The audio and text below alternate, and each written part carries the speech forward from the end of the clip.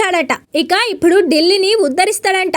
దేశ రాజధానిలో అసెంబ్లీ ఎన్నికల వేళ ముఖ్యమంత్రి రేవంత్ రెడ్డి గప్పాలు కొట్టారు. తెలంగాణ ప్రజలను మోసం చేసింది చాలక ఇప్పుడు ఢిల్లీ ప్రజలను మోసం చేసేందుకు రేవంత్ రెడ్డి కుట్రలు చేస్తున్నారు. 6 గ్యారంటీల్లో ఏ ఒక్క గ్యారంటీని కూడా సంపూర్ణంగా అమలు చేయని రేవంత్ రెడ్డి ఢిల్లీ వేదికగా మాట్లాడుతూ అన్ని గ్యారంటీలను అమలు చేశామంటూ మోసపూరిత మాటలు మాట్లాడారు. ఢిల్లీలో కాంగ్రెస్ అధికారంలోకి వస్తే 300 యూనిట్ల వరకు ఉచిత విద్యుత్, రూపాయలు 500కే గ్యాస్ సిలిండర్ ఇవ్వనున్నట్లు సీఎం రేవంత్ రెడ్డి ప్రకటించారు. అంతేకాదు ఢిల్లీ ప్రభుత్వాన్ని నడపడానికి తెలంగాణ నుండి మద్దతు ఇస్తామని చెప్పారు. ఢిల్లీలో కాంగ్రెస్ పార్టీని అధికారంలోకి తెస్తే తెలంగాణ నుండి ఏ సహాయం కావాలన్నా చేస్తామని రేవంత్ పేర్కొన్నారు.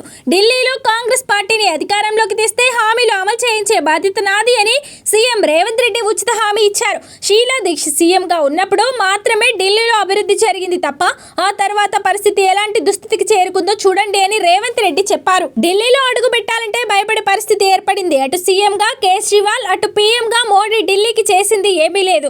ఇద్దరూ కలిసి ఢిల్లీని నాశనం చేశారు. ఇద్దరు వేరు కాదు ఒక్కటే అని ఢిల్లీని బాగు చేయాలంటే కాంగ్రెస్ అధికారంలోకి రావాల్సిందే అని రేవంత్ రెడ్డి అన్నారు.